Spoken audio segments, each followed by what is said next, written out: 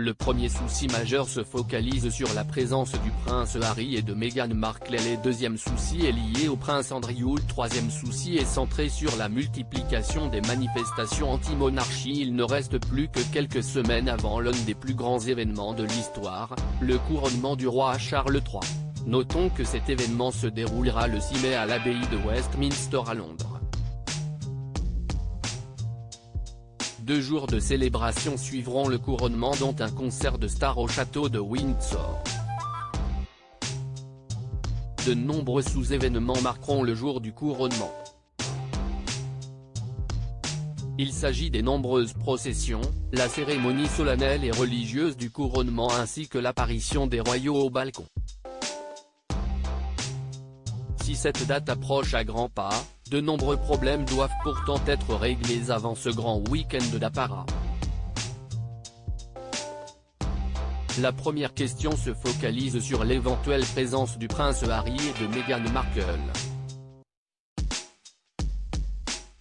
Rappelons que les Sussex ont beaucoup fait parler d'eux, surtout ces derniers mois.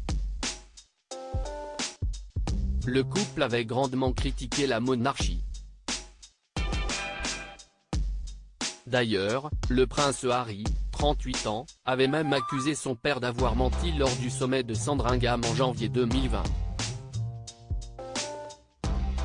Ajoutons également les nombreuses attaques de son livre Spare.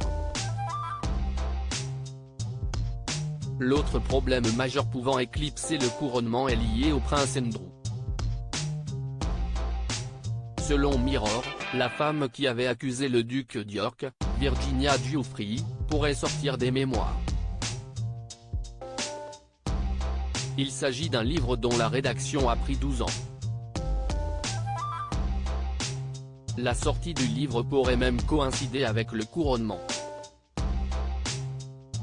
Couronnement Charles III, les manifestations anti-monarchie des problèmes extérieurs à la famille viennent également étoffer la liste des problèmes à régler avec le couronnement du roi Charles III. Il s'agit de la multiplication des manifestations anti-monarchie. Récemment, le groupe de campagne Republic avait tenté de transformer le palais de Buckingham en bureau de vote. En outre, le groupe qui milite pour un chef d'État élu, voudrait organiser des actions conséquentes le jour même du couronnement.